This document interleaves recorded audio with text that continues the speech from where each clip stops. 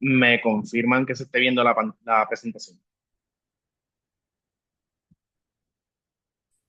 Buenas noches, profesor. Sí, Sí, se ve. a ver. Ok, muchas gracias. Bueno, lo último que estábamos discutiendo, antes de que me tuviera que ir en la clase pasada también por problemas técnicos, era lo de, corríjanme si no estoy en lo correcto, era en las direcciones IPv4 especiales que eran el loopback y el APIPA, ¿correcto? Sí, Correcto, sí. era aquí, sí. Gracias. Ok. Tenemos que el loopback address, para propósito de hacer un repaso por encima. Eh, el loopback address básicamente es una dirección IP que existe dentro del dispositivo. Eso básicamente es el IP address del mismo NIC que tiene el dispositivo. Cuando uno prueba ese puerto, se supone que uno tenga una respuesta automática, y eso se usa para determinar si el problema de tu conexión está relacionado a la pieza como tal, ya sea la tarjeta wireless o el puerto de RJ45 del motherboard, o si ya es algo que que está más en la red como tal, que está fuera de lo que es el dispositivo. Y tenemos también el IP que se le denomina como APIPA.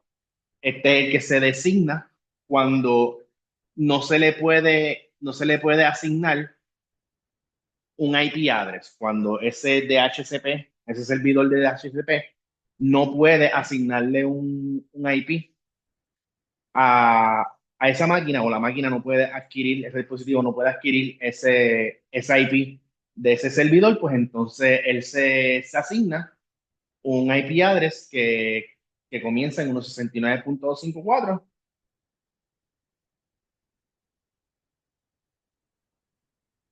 Está bien, Teresa, no te preocupes, yo también prácticamente me estoy conectando ahora. Buenas noches.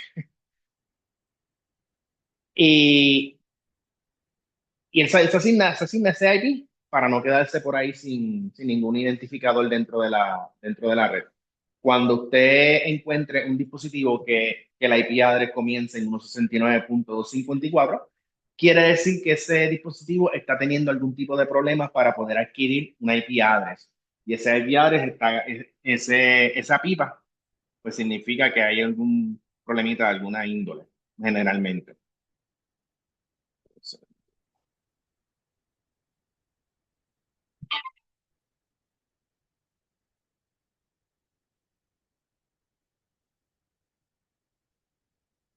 Ok.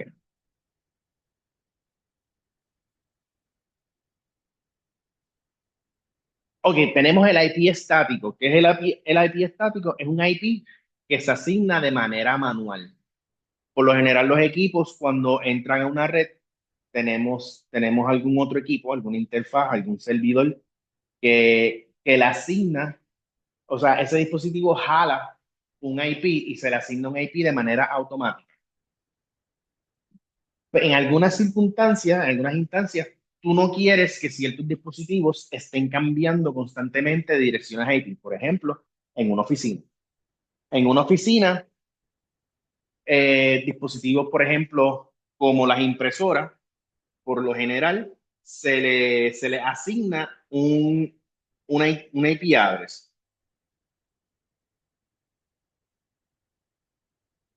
Bendito, disculpen a Luis y Licharti y David, que no les pude contestar el email. Estaba en el revolú de guiar para acá, de montar el equipo aquí en el salón. De verdad que disculpen, no vine a ver los emails hasta ahora.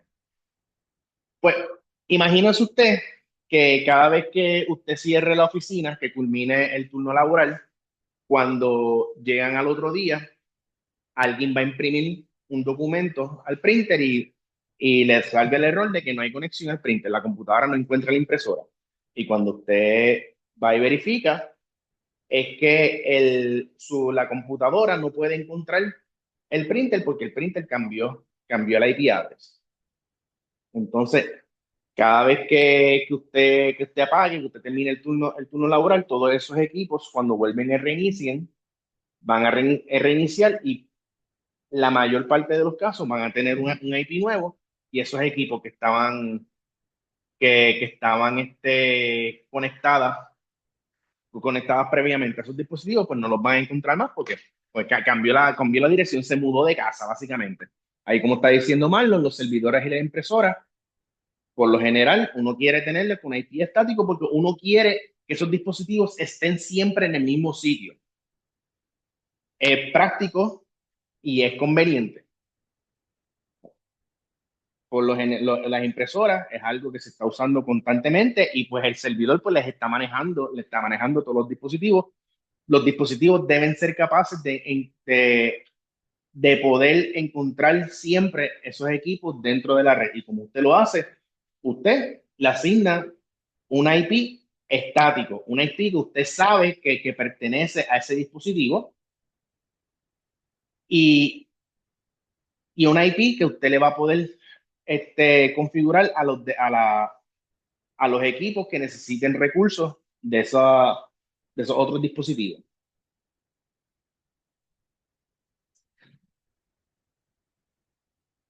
Como dice Luis Daniel, también en los cuadros telefónicos usan un servidor dedicado que se encarga de que eso siempre esté ahí.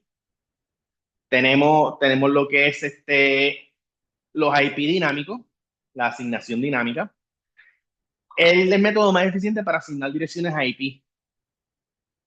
Por lo general, las máquinas vienen por default de manera predeterminada a que ellos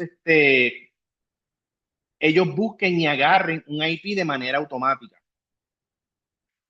En la casa, en la casa de uno, pues no importa.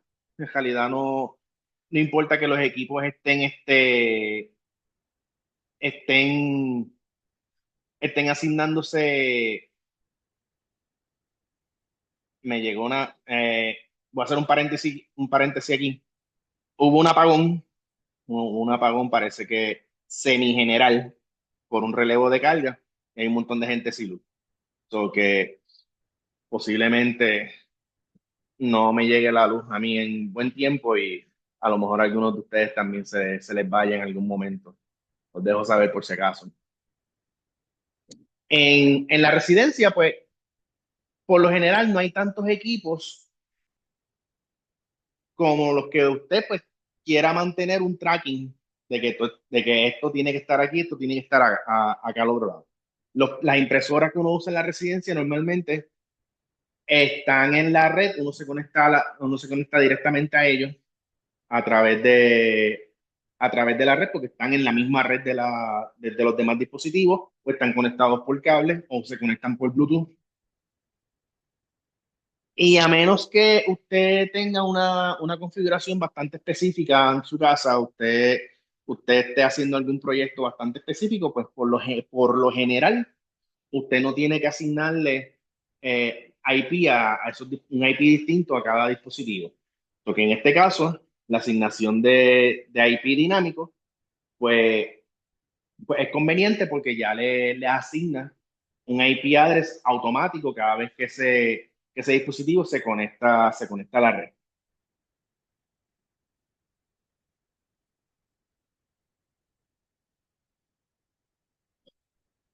¿Cómo funciona el DHCP? DHCP significa Dynamic Host Configuration Protocol. Tiene que saberse el nombre del acrónimo. Esto lo que hace es que asigna las direcciones de IP address, o asigna los IP address, y la demás información necesaria, el subnet, el gateway cuando hablan del gateway se están refiriendo al router, y el servidor de DNS, que más adelante vamos a estar viendo lo que es el DNS. Cada vez que estos dispositivos se conectan a la red, como les había comentado, la mayoría de las redes domésticas pues utilizan el DHCP por default. Y nada, tan pronto tú conectas un equipo a la red de tu casa, pues él se asigna. se le asigna un IP address de manera automática y no hay que estar entrando a ponerle uno el IP address de manera manual.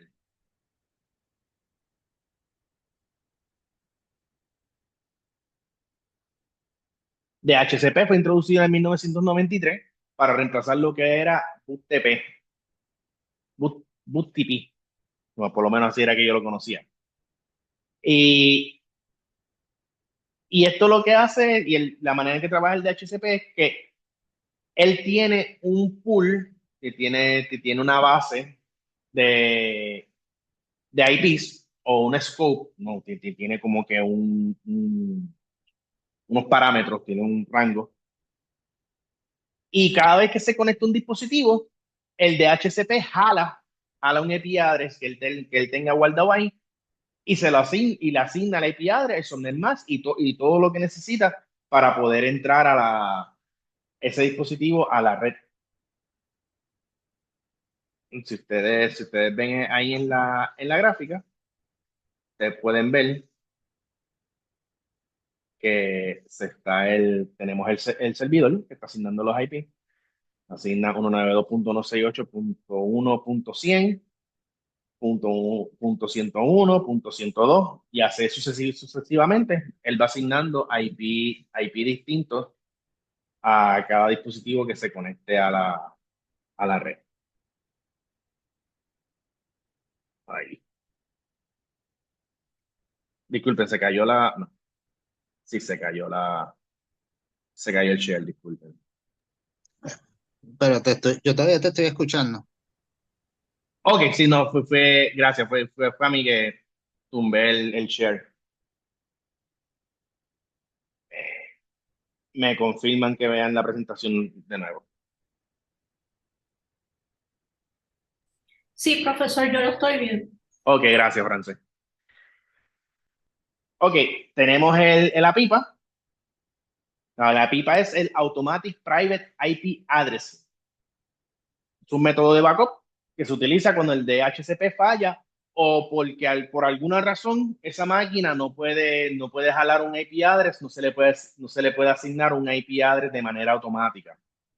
Si el dispositivo no se puede conectar al servidor DHCP, él mismo se asigna una dirección. Una dirección se le conoce como APIPA y está dentro del rango 169.254 y whatever. Cuando usted vea un dispositivo que su IP address es 169.254, ese dispositivo pues, de alguna manera está teniendo problemas para conectarse, para poder ser identificado en la red. No se le puede asignar un IP address. O sea, está en la red, pero no se le puede asignar un IP address.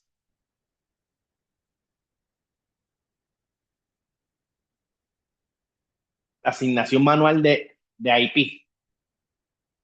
Antes, cada máquina que se entraba a la red tenía que ser configurada manualmente con un IP address, un subnet mask, un default gateway y un DNS server. Toda esa información que hoy día el DSHP lo hace automático, antes había que hacerlo manual para cada una de las computadoras o dispositivos que se entraba a la red. Una o dos máquinas, pues no había problema porque el proceso, una vez tú supieras cuáles eran los IP address que tú le ibas a asignar, pues el proceso corría era bastante straightforward. Pero ya una oficina, una compañía grande que tuviera cientos de dispositivos conectados a la red, pues ya se volvía un problema, ya tenías demasiadas personas trabajando en una misma tarea y a lo mejor en uno de los dispositivos pues tú no vas a cometer muchos errores, pero ya configurar eso en 50 computadoras, 75, 80 computadoras, pues es posible que empiecen a haber errores de que esta máquina no se puede conectar a la red o cuando esta máquina se conecta tumba la otra porque se le asignó el mismo IP address. Buenas noches, Tania. Esto ya hoy día, pues no es un problema, porque ahora los IP address se asignan de manera automática. O hay manera hay maneras también de automatizar ese proceso. Básicamente, el proceso de asignación del IP address por parte del DHCP se conoce como el leasing process. Y el nombre con el que se le conoce normalmente es el DORA. Este proceso tienen que conocérselo como DORA, pero tienen que saber también que el nombre propio del proceso es leasing. El examen le puede preguntar sobre el leasing process o simplemente le puede tirar ahí el proceso DORA, el DORA process, y usted tiene que saber que es el proceso de asignación de IP address automático. Y consiste de lo siguiente.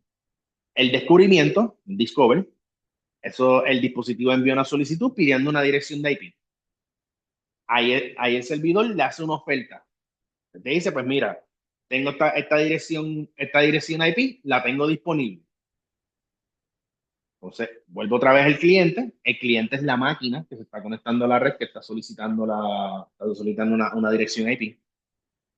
Le hace una petición y le dice, ok, pues mira, sí, voy a agarrar ese IP address.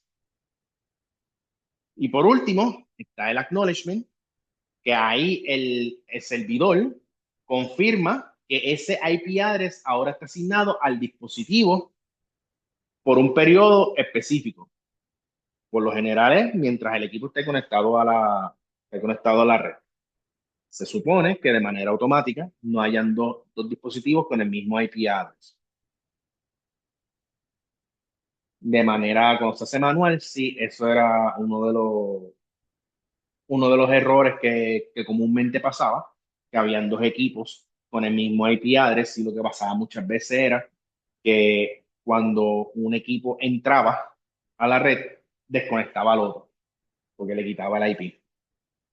Eso pasaba mucho donde yo trabajaba. Vamos a hablar de lo que es el DNS, y este es el Domain Name System. Tiene que aprenderse el acrónimo. Esto básicamente es la guía telefónica del Internet. Esto convierte los nombres de los dominios en direcciones IP, permitiendo que los dispositivos se comuniquen con servidores web.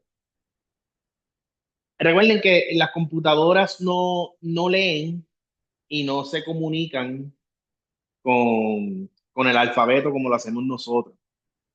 Ellos se comunican en lenguaje de computadora, sistema binario, número.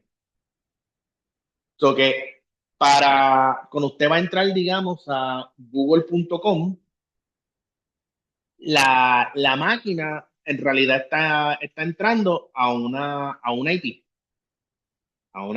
whatever, el que sea Google.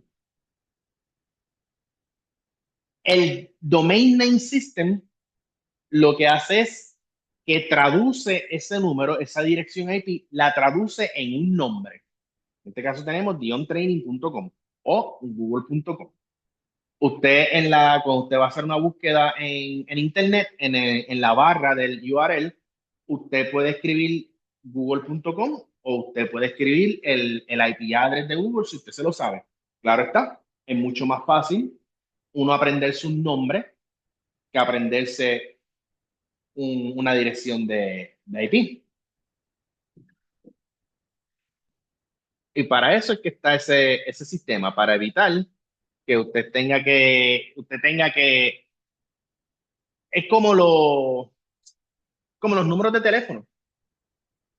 Los números de teléfono, antes había gente que se sabía todos los números de teléfono, claro está, pero antes y ahora mucho menos. Uno no se sabía los números de teléfono de todo el mundo, se sabía los más importantes, los de tu casa, si acaso, los de las familiares. Pero antes, si tú querías llamar a fulano de tal y no te sabías el número de teléfono, a lo mejor si era un número que era público, lo encontrabas en la guía telefónica. Hoy día, pues tú lo tienes guardado en el celular y es mucho más fácil tú ir al teléfono y tú marcar el nombre de la persona que tú quieres llamar y ya ese nombre tiene el número de teléfono grabado y él te hace la llamada.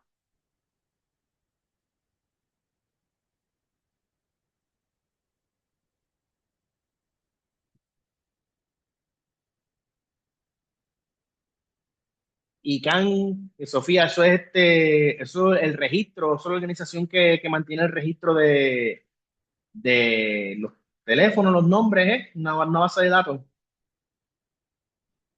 No sé, sabía que yo lo había escuchado por ahí.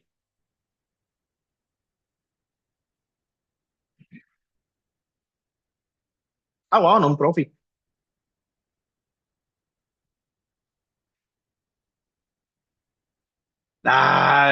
En casa habían de eso, Luis. En casa habían varios de esos, de hecho, varios de esas tarjetitas llenas. Yo no sé, la gente ya tenía tanto número apuntado. Yo no sé si ellos de verdad llamaban tanta gente, pero sí. Habían, y de todos colores, eso venía de todos colores. Muchachos, que recuerdo, hace como 30 años que no veo uno de esos. Pues mira, venimos por aquí.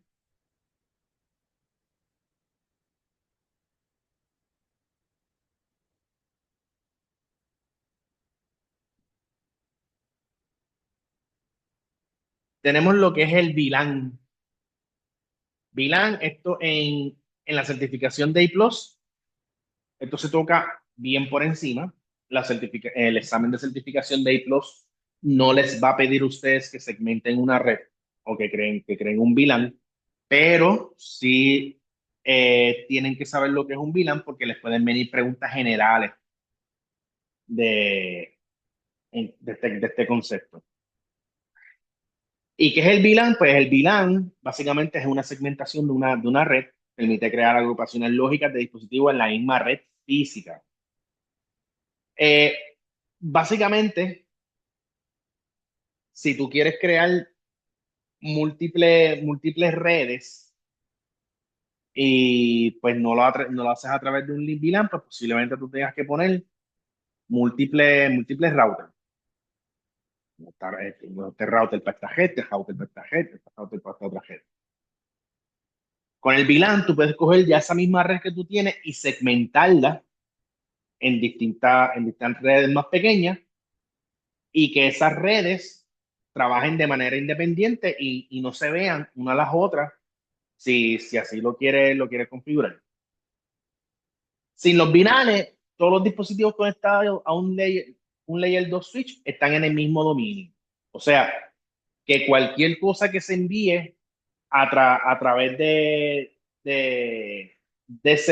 un dispositivo, todos los demás dispositivos que estén en esa misma red lo pueden ver. Como estábamos hablando, si para separarlo, por lo general necesitas hardware adicional como router y switches. Si quisieras hacer más redes aparte, redes distintas, pero con los VLANes se permiten que crear unos dominios separados dentro del mismo hardware psíquico. O sea, coger esa conexión, esa red, la coges y de manera lógica, de manera virtual, tú la separas, tú la segmentas. Esto obviamente pues te ahorra en el concepto de que menos dispositivos, menos instalación de dispositivos físicos. Y quienes trabajan con el VLAN, esto lo habíamos mencionado por encima en la clase anterior, son los switches del Layer 3 switch.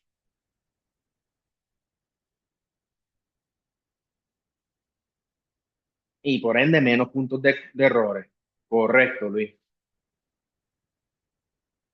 Eso es importante. Que a nivel corporativo, a nivel de negocio, pues es lo que tú quieres, que minimizar gastos, minimizar esfuerzos, minimizar errores.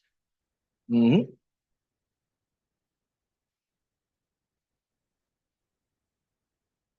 Ok, tenemos el VPN. VPN significa Virtual Private Network. Es una red privada virtual. lo que significa que esto existe a nivel lógico. Y esto lo que hace es que permite a los usuarios enviar y recibir datos a través de una red pública, o sea, como el Internet, como si sus dispositivos estuvieran conectados directamente a una red privada.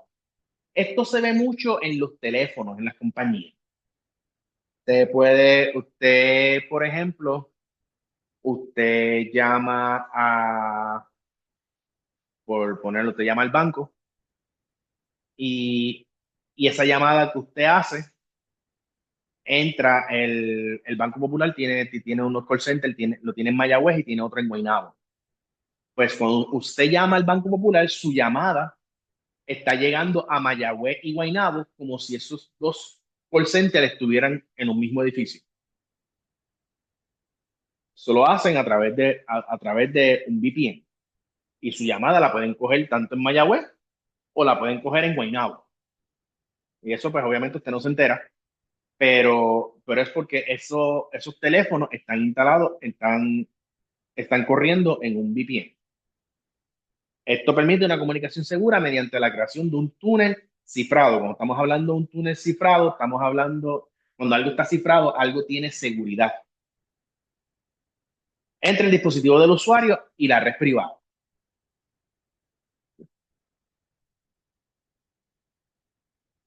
Tenemos dos tipos de VPN. Uno de ellos es el Full Tunnel VPN, que cuando tú tienes un túnel completo, un Full Tunnel VPN, todo el tráfico del dispositivo del usuario se enruta a través de este túnel hacia la red corporativa, independientemente del destino final del tráfico. Todo, absolutamente todo lo que trabaje en la red con este tipo de VPN, todo pasa a través de este túnel, que básicamente es un firewall. Todo se filtra antes de salir afuera. ¿Ok? No importa la información que se esté trabajando. El split tunnel, el túnel dividido, divide el tráfico entre el túnel y la conexión normal del Internet. Lo que significa es que en este caso no toda la información no todo el tráfico se va a filtrar. Van a haber algunas cosas que se van a filtrar a través del túnel o a través del firewall, pero van a haber otras cosas que no, que simplemente tienen un bypass y no se van a filtrar. Por ejemplo, el tráfico que necesita hacer a la red corporativa, lo que tenga que ver exclusivamente con el trabajo, con la oficina, se trabaja a través del túnel y el resto del tráfico, cosas que no tengan que ver con el negocio, con la corporación, como YouTube o estén logueados trabajando en Office, pues se envían directamente a la conexión de Internet del usuario sin tener que pasar por el VPN, ya se va directo. En el full tunnel tenemos que toda la información se filtra del túnel y en el split solamente alguna de ellas se filtra a través del túnel y la otra van directo al internet. Se divide, se splitea el tráfico.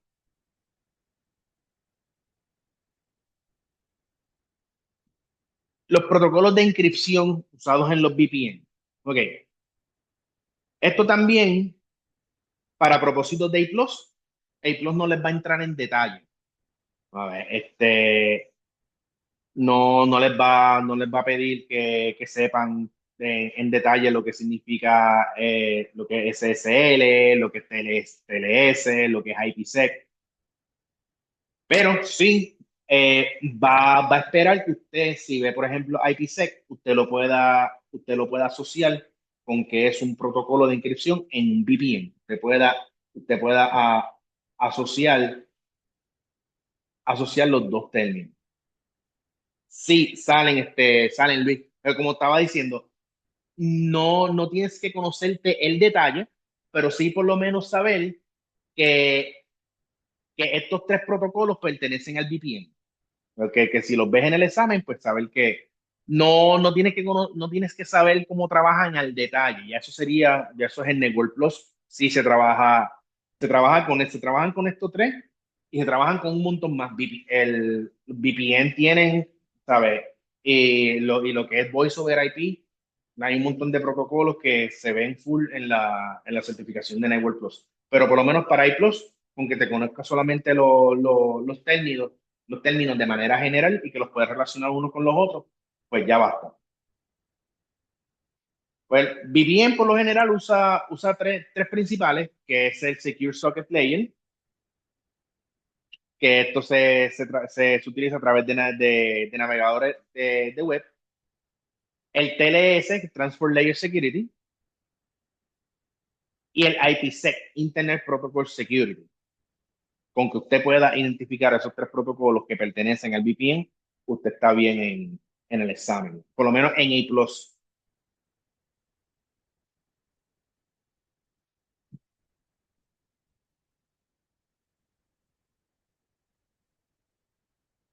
Ahora vamos aquí a lo que es la salsa de network. En, en la cuestión de los puertos, los puertos sí vienen varios en el examen. El examen, cuando venga la parte de network, le va a preguntar más de los puertos que de cualquier otro tema de red. Y no es que le va a preguntar qué puerto es tal o cuál es el nombre de este puerto o para qué se usa este puerto. Posiblemente le va a poner una situación donde fulano de tal no puede hacer X cosas o le está dando un error de X cosas y usted tiene que saber cuál es el puerto que tiene que ver con esa situación, qué puerto no le está fácil, qué puerto no está configurado que esa persona no pueda hacer tal cosa. ¿Eh? Eso de lo más que viene en el examen son problemitas que tienen que ver con los puertos, por lo menos en la parte de redes. Un puerto es un punto de comunicación lógico que permite que los dispositivos se conecten entre sí a través de una red. Imagínense que son como los drivers del sistema operativo que permiten que las piezas se comuniquen con el sistema operativo. Pues los puertos permiten que esos dispositivos se conecten entre sí dentro de la red. Cada servicio de aplicación que se ejecuta en un servidor o computadora tiene un número de puertos designado. Depende de lo que se vaya a hacer, depende del programa que se vaya a ejecutar, depende del tipo de conexión, va a tener un puerto específico para eso. O si no lo tiene, se le asigna el momento. Los puertos pueden ser de entrada, en este caso son los inbound, que los inbound es cuando se escuchan conexiones. Básicamente, cuando hablan de escuchar conexiones, es que están preparados para recibir una conexión, una solicitud. O de salida, el outbound, que es cuando ya se inicia la conexión. Por ejemplo, si tu computadora se conecta a un servidor web a través de HTTP, el servidor que estará escuchando, el servidor que va a estar escuchando es el puerto 80. Pero ese es el puerto de allá, del servidor de quien, de donde tú te vas a conectar. Pero tu computadora cuando te dice un número alto, vamos a ver ya mismo lo que son los range en los puertos, utiliza un puerto número alto para conexión de salida. Lo que no necesariamente tu computadora va a utilizar un puerto establecido. En ese caso se le va a asignar uno automático. Para propósitos de A+, la cuestión de los inbound y los outbound no entran mucho. En el examen, ellos lo que buscan más es que tú te sepas el número de puerto, la función y el nombre del puerto. Básicamente eso es lo que ellos quieren que te sepan para I+. Tenemos los rangos de los puertos. Los, los puertos van desde 0 hasta 65.535. Se dividen entre tres categorías. Hay 65.535 puertos. Obviamente, no te los vas a saber todo. Eh, aquí se tienen que aprender algunos para la certificación, posiblemente algunos 25, algunos 30 es lo que se tienen que aprender. Eh, pero,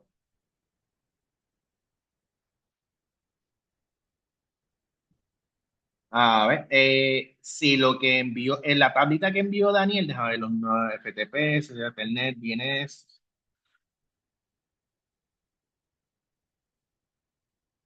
Sí, en la tablita que envió Daniel hay varios de los puertos que se tienen que saber para el examen, no todos, pero, pero sí, ahí hay varios de los que tienen que saberse en el examen.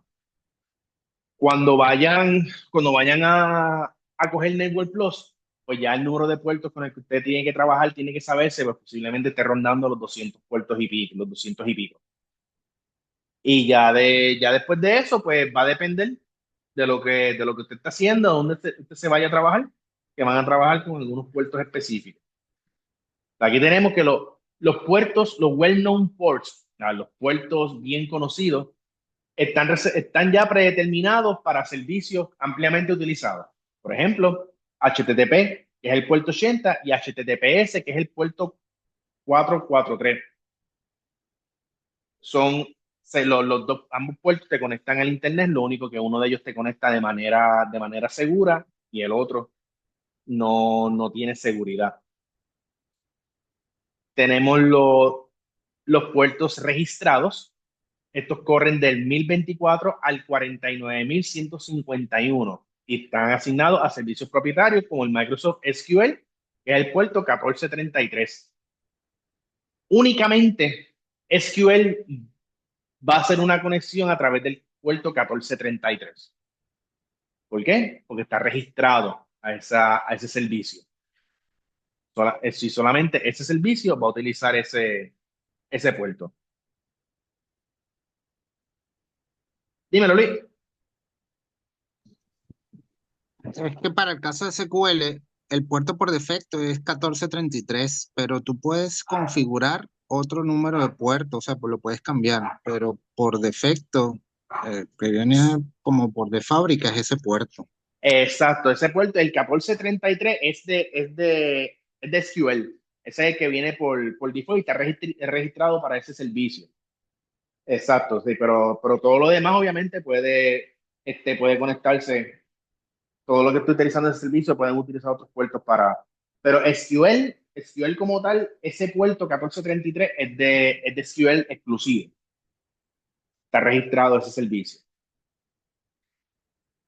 Eh, y tenemos los puertos dinámicos y los puertos privados, que es a lo que en el slide anterior se refirió como los números altos, que corren del 49.152 al 65.535 y son utilizados para conexiones temporales por aplicaciones como juegos o mensajería. Son cosas que se van a conectar por una cantidad de tiempo y luego se van a desconectar. Y ese puerto se utiliza, se abren para establecer esas conexiones temporeras. Cuando, cuando usted se mete a jugar online, pues usted por lo general utiliza un puerto de estos altos para hacer esa conexión.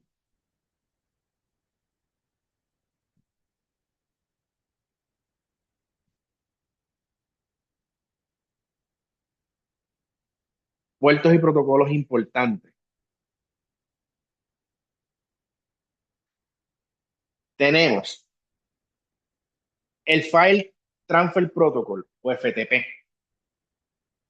Esto se conecta, esto utiliza el puerto 20 y el puerto 21. Por qué dos puertos?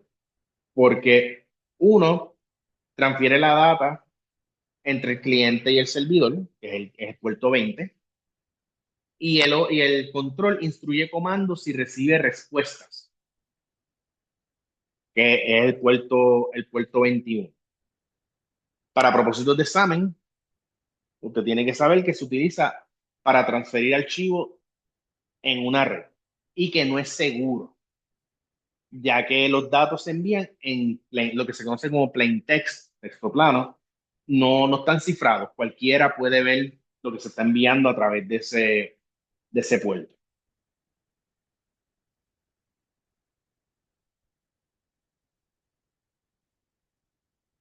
Tenemos lo que es Secure Shell, es el puerto 22. Y esto proporciona acceso remoto seguro a un sistema mediante cifrado. Aquí pues ya hay una seguridad envuelta. Se utiliza normalmente para la administración de servidores. Ya aquí esa información que pasa a través de ahí no está fácilmente accesible, no está fácil, no todo el mundo está viendo esa información.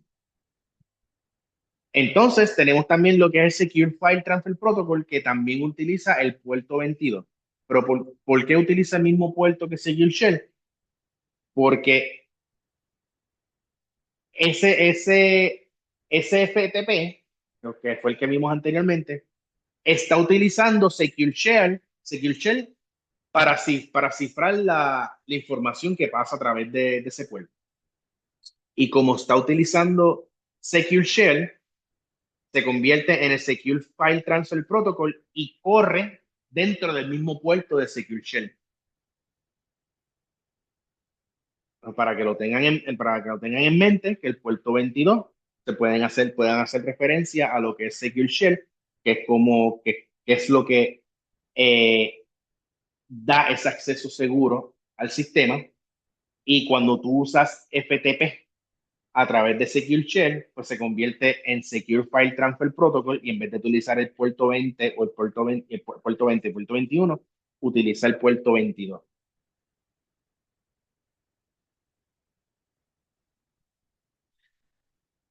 Telnet, puerto 23. Este se usa bastante todavía. Por lo menos yo recuerdo que en la UPR, por lo menos en el colegio, hasta los otros días yo creo todavía estaban haciendo la matrícula por Telnet y era un revolú. Esto proporciona acceso remoto basado en texto a un dispositivo, pero es inseguro, ya que los datos se transmiten en texto plano. Recuerden que cuando te están transmitiendo en texto plano, en plain text, no hay seguridad envuelta. Esa información está visible a todo lo que esté por ahí.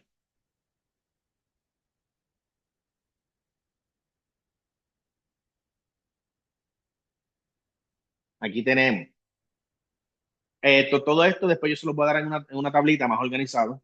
Se los voy a dividir en lo que son transferencias de archivos, lo que son conexiones remotas, lo que son de correo, para que usted tenga una mejor visibilidad de ello. Y se le haga más fácil estudiar. El puerto 25, Simple Mail Transfer Protocol. Recuerden estos nombres, tienen que saberse los acrónimos, porque el examen de certificación puede hacer referencia al nombre, puede hacer referencia al número de puerto o puede hacer referencia al acrónimo. So que son tres cosas que usted tienen que tener en mente cuando estén leyendo la aseveración del examen. ¿Ok? Es bien importante que lo tengan en mente. En este caso, este puerto 25 se utiliza para enviar correos electrónicos a través de la red, a través del Internet. Si usted quiere enviar correos electrónicos a través de Internet, este es el puerto que usted tiene que configurar, el puerto número 25.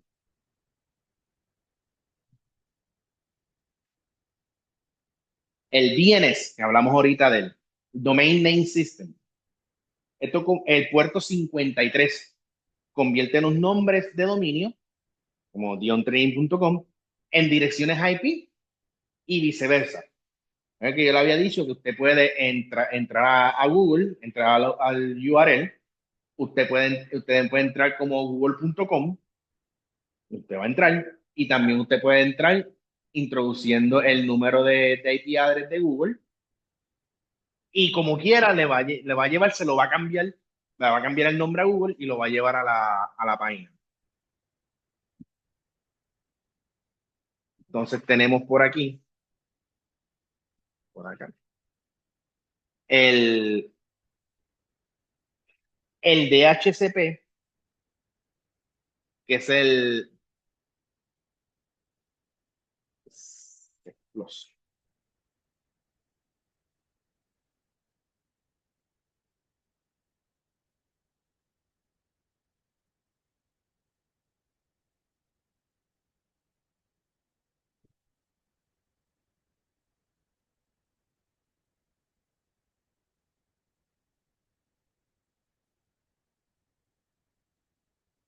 lo del Sex Plus, Emanuel, esto te lo debo. Si alguien que trabaja en redes que le pueda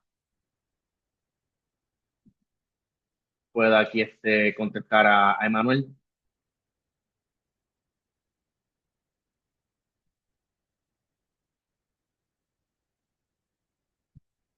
Pero te lo debo, te contesto cuando busque bien.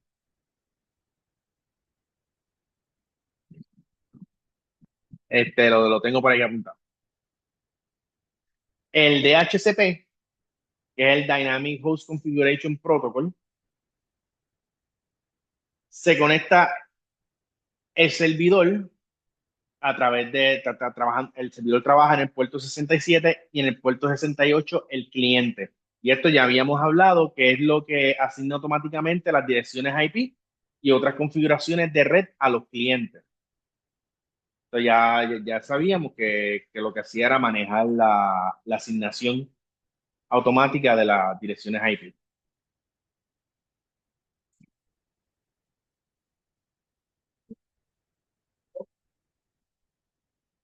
Deme un momentito.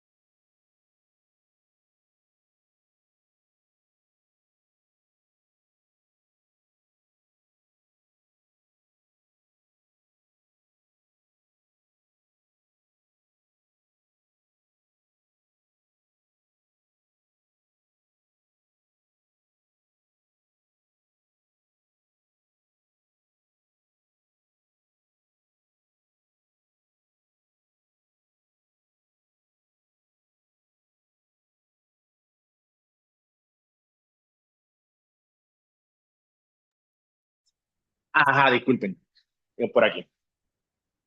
Eh, Tenemos aquí que vamos a sacar la asistencia antes de seguir por aquí. Ah,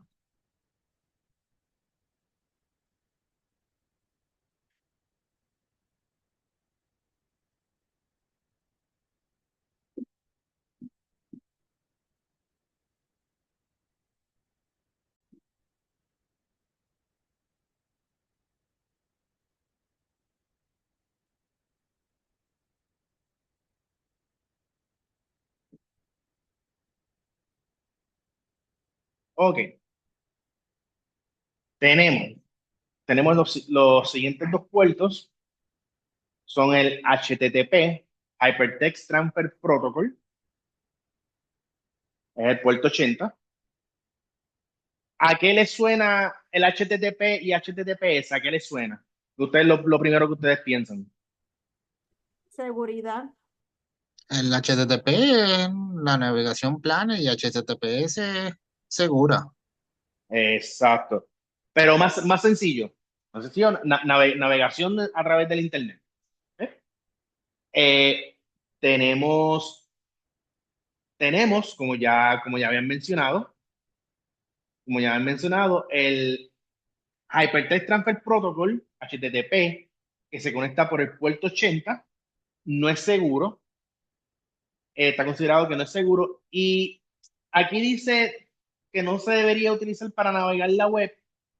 En realidad, puedes navegar la web, no significa que porque no sea seguro, ustedes no, ¿saben? No puedan navegar a través de él, ¿sabes?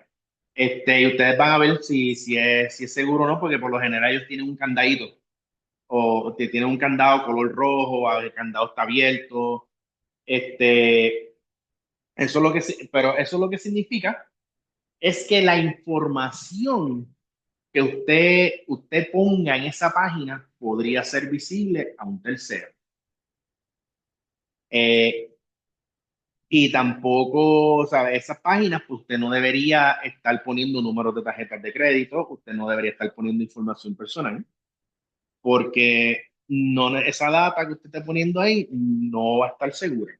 Es bien probable que esa data no esté asegurada. Por otro lado, el HTTPS, Hypertext Transfer Protocol Secure, se conecta a través del puerto 443 y es la versión segura del HTTP. Y cifra los datos utilizando SSL y TLS. Para propósitos de examen de I+, usted lo que tiene que saber es que cifra los datos utilizando SSL y TLS. That's it. No tiene que saber cómo los cifra. El que tiene que saber que los cifra usando esos dos. Que también el que la página sea HTTPS, que la página sea segura, entre comillas, tampoco va a evitar que a usted le pase cualquier cosa en esa página. Porque yo puedo tener podemos tener una página corriendo en HTTPS, ¿sabe? Que es segura, pero como quiera yo te puedo robar la información que tú entres ahí. ¿Sabe? Lo que significa es que solamente yo voy a ver que te roba la información, no va a haber más nadie. Pero como quiera, usted tiene que tener mucho cuidado, ¿no? No porque la página aparenta ser segura, realmente lo es. Hay mucha página, este, muchas páginas que tienen una mano de pintura, ¿no? que copian otras páginas, principalmente las páginas que usted accede a través de un phishing. Algunas de estas páginas, usted las va a ver que les aparece con el candadito de que son seguras. Y en realidad, pues cuando usted entra en su información personal, pues por ahí pues que vienen los problemas. Porque tiene que tener mucho cuidado.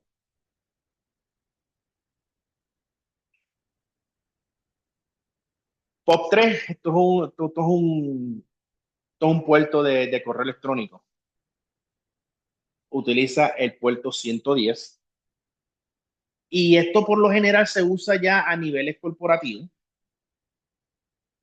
y este en específico Post Office Protocol versión 3, el POP3, ese 3 que tiene es el número, es su versión básicamente.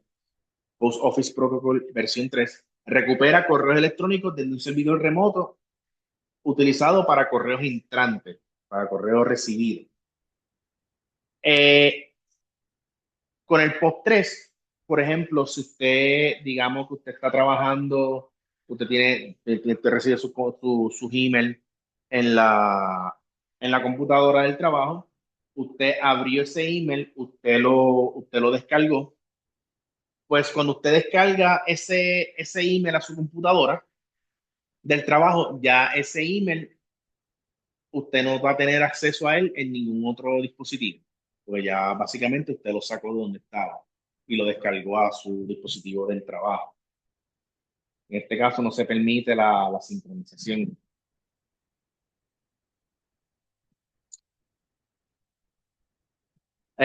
Lo que dice Daniel sobre las páginas de Internet, HTTP y HTTPS. Puedo usar un antivirus que tenga la opción de inspección de la página de internet. Ya muchos de estos antivirus ya lo tienen. Hay algunos que los tienen detrás de una pared de pago, que tienes que comprarlo para que es como la versión premium. para tener acceso a ellos, pero hay otros emails, por lo menos yo sé que Bitdefender tiene ese servicio en su versión gratis. Y pues bastante bueno, o sea, te da los avisos, te chequea, te dice. Luis Daniel, sí, debería ser más que suficiente. Lo que pasa es que la seguridad en la web parte es la seguridad que tú tengas en el equipo más la lógica. Lamentablemente, nosotros fallamos mucho en la cuestión, en la lógica. En un mundo perfecto, las máquinas no tendrían ni que tener antivirus. Si uno tiene cuidado donde se mete, si uno tiene cuidado de dónde, de qué baja, pues uno puede descargar, dónde uno pone su información.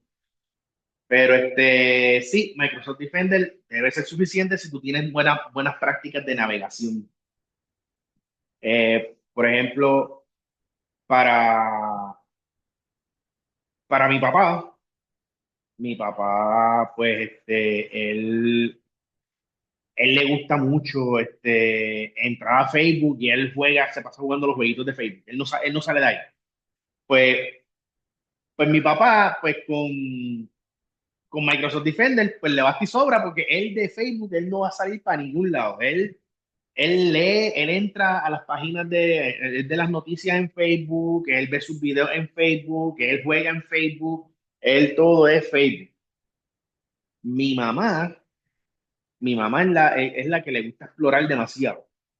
Entonces, pues, mi papá es bien picky con la cuestión esta de los anuncios que le salen, bien desconfiado. Mi mamá le da el clic a donde sea. Pues, con mi papá yo no tengo necesidad de tener la máquina con antivirus, con anti-malware, con esto, con lo otro. Pero la de mi mamá, sí, tengo que tener un buen antivirus puesto obligado, porque ella va a descargar todo. Eso que va a depender de la persona. Claro, la inteligencia artificial también, eso es otra cosa que está ahora. ¿Sabes? La inteligencia artificial tú puedes hacer, ¿sabes? Puedes hacer puedes decirle, porque a ChatGPT tú lo único que tienes que decirle es, esto es por una asignación y te tira un ataque que hackeas el Pentágono. Siempre y cuando siempre y cuando le digas que es por una asignación. So, que ahora cualquiera también te puede hacer un código, lo busca por ChatGPT, se arma una página, hace lo que quiera. Entonces, volviendo acá, tenemos que el POP 3 si ya lo descargaste en un lado, no lo tienes accesible en otro lado. Por ejemplo, si tú tienes acceso a los emails del trabajo en tu celular, pues si ya tú descargaste el email en la computadora de tu trabajo, te vas a dar cuenta que cuando tú trates de buscar ese email en el teléfono, no lo vas a tener disponible. Esto es como está corriendo en POP 3. Ahora, en IMAP, que es el puerto 143, es el Internet Message Access Protocol. Este puerto recupera los correos electrónicos, pero los deja en el servidor, lo que permite que tú puedas sincronizar varios dispositivos, o sea, que tú accesas a tu email en tu computadora del trabajo, de la oficina, y si tú tienes acceso a tus correos electrónicos desde tu teléfono, tú puedes salir de la oficina y tú puedes accesar en tu casa, puedes verificar ese mismo correo electrónico que viste en el trabajo, lo tienes accesible también para verlo desde tu teléfono. Porque cuando tú utilizas IMAP, los correos electrónicos se quedan en el servidor. Tú básicamente jalas una copia, no jalas el correo completo. Esto pues depende de la compañía, pues ellos tienen sus reglamentaciones, por decirlo así, sus protocolos en cuanto a eso, el manejo de correo electrónico.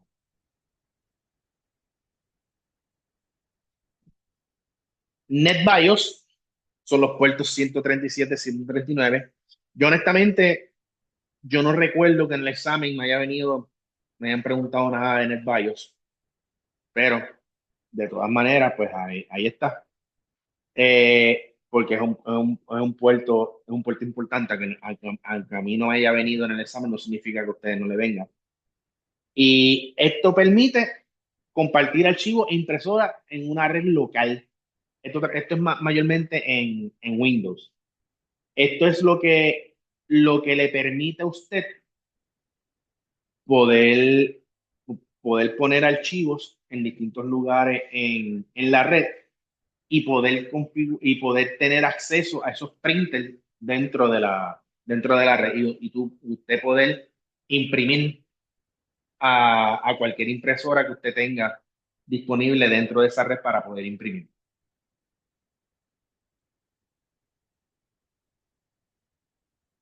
El SNMP, Simple Network Management Protocol.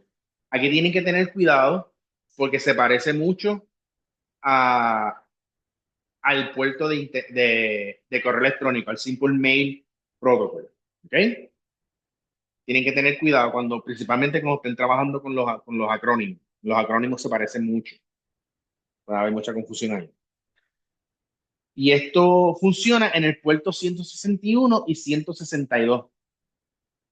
Y esto lo que va a hacer es que va a monitorear y gestionar los dispositivos que estén en la red, o no, los que estén en la red, no, los dispositivos de red, los routers, los switches, y, y recopilando y organizando datos. Esto básicamente es lo que organiza todo ese aspecto físico que está que está en la red. El DAP, aquí ya estamos trabajando con servidores, pero esto es un protocolo, esto es un puerto bien importante.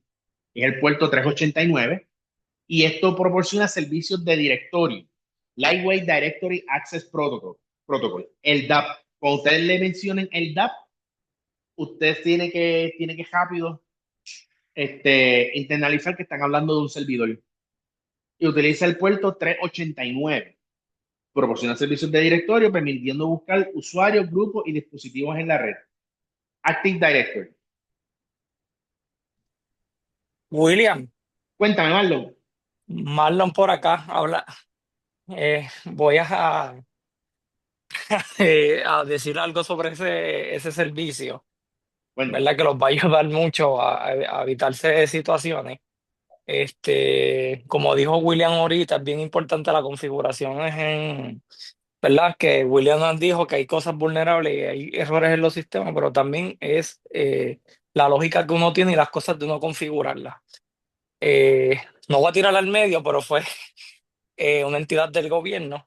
eh, Hubo un incidente específicamente, por eso que está diciendo William, el LDAP, esa persona no, ¿verdad? Ver bien ese servicio y estar pendiente a él, al tenerlo encendido, todo lo que era administrador, pues en lo que es Fortinet ¿verdad? Estos son servicios de, ¿verdad? De firewall. Firewall.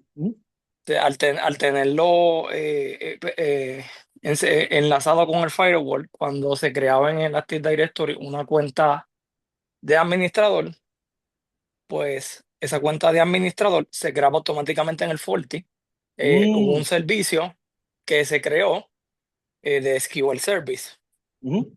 De manera automática, eso se creó en el firewall y así vulneraron, ¿verdad? Esa entidad. Ah, Porque si claro. le dejaron la misma contraseña que viene de fábrica. Y ya tú Ok. sabes, ustedes saben que si se meten, ya, Sí, no, ya se zumbó por ahí. O sea, sí, que eso que dice William es bien importante, todas esas configuraciones, todas esas cosas, estar pendiente. Porque, y hemos visto muchas situaciones con ese servicio. Y hemos sí. visto muchas situaciones también con las vulnerabilidades en los firewalls, ya que muchas entidades a veces no están pendientes a los updates de los firewalls. Y como eso es la salida al internet, no le van a dar los updates mientras la están usando, y mucho Ujú, menos a veces al mediodía no le da break en lo que, ¿verdad? En lo ujú. que, y no están pendientes a los firmware que salen de eso, y eso es bien importante. Se supone que hay un personal que se quede after hour. trabajando Sí, con esas pero configuraciones, pero bueno, es como dijeron ustedes al principio en una de las, ¿cómo es? De estas clases que ustedes habían dicho, no hay mucho personal y a veces no hay ni presupuesto, a veces uno hace todo y claro, no le da tiempo a estar bregando con todo. sí, wow.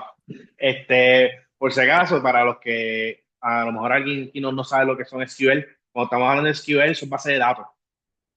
So que el error fue, el error estuvo fuerte porque pusieron ahí la base de datos de la agencia del gobierno. Así que hackean, empiezan a los servicios ahí a cobrar al garete o empiezan los servicios a suspenderse.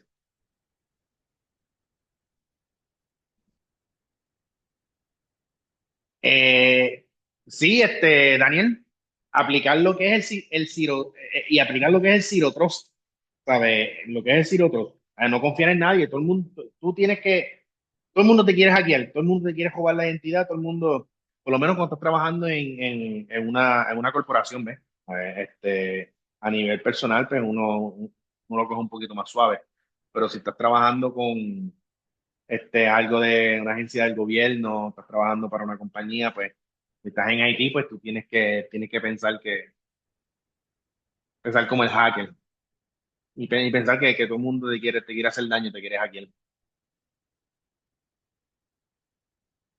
Bueno, por aquí tenemos el SMB, Server Mesh. Otra cosita del LDAP, que no lo confundan porque hay otro puerto que aquí en A Plus no se va a tocar, pero hay otro puerto que es el 3389. Eso es que la diferencia es un 3, que eso es la conexión remota, eso es el remote desktop, ¿ok? Que tienen que tener cuidado. El LDAP es el 389 solamente, no el 3389. El 3389 es otro puerto que ustedes no van a estar trabajando con él en A+. En Network Plus sí lo van a ver, pero en A Plus no, eso todo.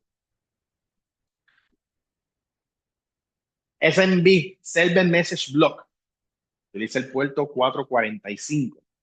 Se utiliza para compartir archivos e impresoras en una red Windows, proporcionando acceso compartido a recursos. Se parece, la función se parece mucho a la del NetBIOS, que funciona que trabaja con que administra los dispositivos en la red. Trabaja con los archivos e impresora. Eso es lo que te deja acceder a todos estos recursos que están shared. ¿Ves? Aquí tenemos el Remote Desktop Protocol, cuyo connection ahorita, Remote Desktop Protocol, disculpen, 3389. Como dije, no van a trabajar con él, pero tienen que conocer el puerto, ¿ok? Esto lo que hace es que proporciona acceso remoto a una máquina a través de una interfaz gráfica y asegúrese de no confundirlo con el LDAP, el 389 examen. El examen le gusta mucho le gusta mucho hacer que si estás trabajando, como te hace una pregunta de LDAP, te va a enganchar. Tú puedes estar seguro que en las alternativas te va a enganchar el 389 y el 3389 y viceversa. Eso está garantizado que esas dos alternativas te las van a poner juntas. ¿Ok? Tienen que estar pendientes de eso.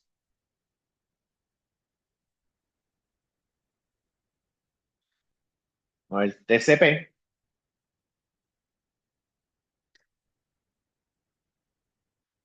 ya habíamos hablado brevemente de lo que era el TCP cuando estábamos discutiendo las capas del modelo OSI y del TCP/IP.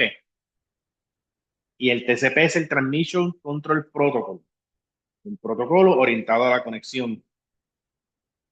El TCP establece una conexión confiable entre los dispositivos antes de que los datos sean transmitidos. O sea, que él va a verificar desde que esa conexión esté al día antes de empezar a transmitir esos datos. Él se asegura de que cada segmento enviado a través de la red se reciba en el orden correcto y sin errores. Y es un protocolo altamente confiable, pero que habíamos discutido con el TCP, que como él tiene que hacer tanta verificación, se tarda más, es algo más lento, mucho más confiable, pero también mucho más lento. Aquí venimos del handshake que me habían preguntado si venía, y lo tenemos. Estos son, el handshake son los 3 pasos que se utilizan para establecer la conexión. Tenemos la sincronización.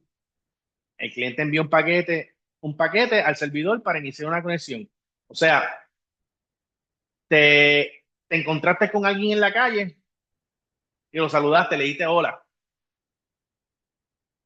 El Synchronization Acknowledgement, que es el segundo paso, el servidor responde con un paquete sin act, indicando que está listo para establecer la conexión. Le dijiste hola a la persona se volteó y te dijo hola para atrás. Y el acknowledgement, el cliente envía un paquete para confirmar de que la conexión esté establecida. Se estrechan las manos. Si, si hay algún error en alguno de estos 3 pasos, pues la información no llega. O sea, si saludaste a la persona que te encontraste en la calle y la persona ni te miró, ya hay un problema de sincronización. O si te miró y no te saludó de vuelta, hubo un problema en el Synchronization Acknowledgement. Y si van a estrechar las manos y te dejó ajollado, hubo un problemita en el tercer paso que fue en el Acknowledgement. Algo pasó. Y eso literalmente eso es lo que pasa en la red.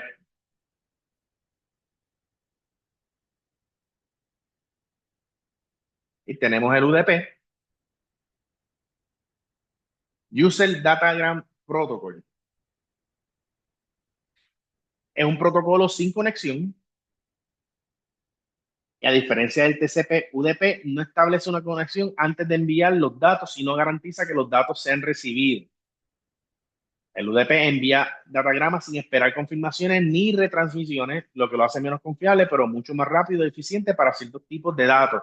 Estábamos hablando que esto se utilizaba mucho para los servicios de video on demand, Netflix, YouTube, para hacer videollamadas. O sea, estas cosas que tiene que haber una continuidad constante y rápido, que no se puede interrumpir, pues se utiliza UDP.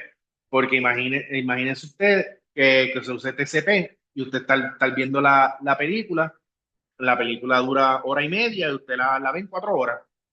Porque si tiene que estar haciendo confirmaciones y verificando que los datos sean recibidos cada vez que se envíen, imagínense usted. So que UDP para ciertos tipos de conexiones, pues UDP, aunque no es tan confiable, porque no hace una verificación de que esos datos se hayan recibido, eh, pero es más rápido.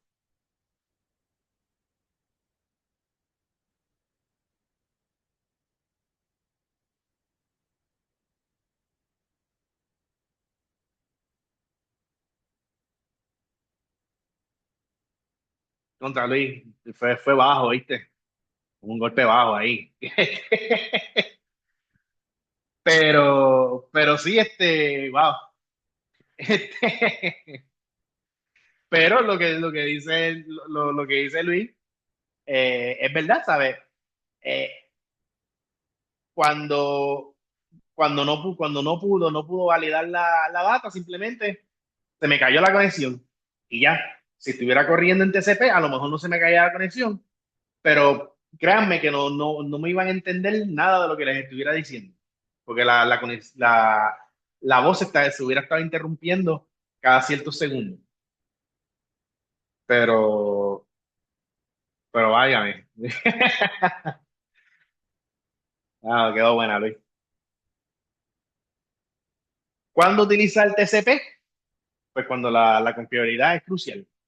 Las aplicaciones requieren que cada fragmento de datos sea entregado con precisión y en el orden correcto. Ejemplo, cuando algo se conecta a través de Secure Shell, el control, el control remoto de otro dispositivo requiere una comunicación precisa. O cuando se conecta por HTTP, cuando tú vas a navegar en Internet, los datos deben transmitirse de manera confiable, especialmente para transacciones seguras. Imagínate que usted está haciendo una compra por Internet y a la mitad de transacción yo sé, Luis, tranquilo, tranquilo, sé que es vacilando. Imagínate que usted está haciendo una compra y en el medio de la transacción, eso se caiga. ¿Qué vamos a hacer ahí? A lo mejor se tarde en lo que hace la transacción y la gente no le gusta esperar ese proceso. A lo mejor puede ser que se tarde también por problemitas en la conexión de internet. Pero ese proceso, por lo general, usa TCP, que es un proceso más lento.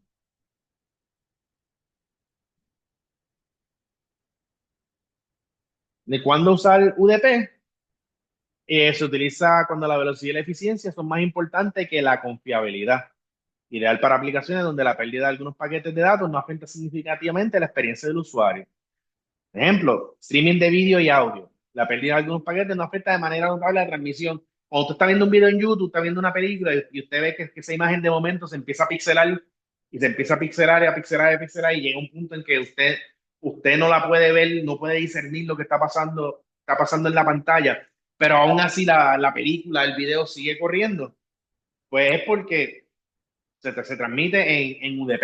Él sigue enviando data por ahí, si llegó de manera correcta, bien, si no, pues no, Daniel, puerto 4444, eso no viene en el examen, por lo menos no viene en el A Plus no viene, no se trabaja con ese puerto.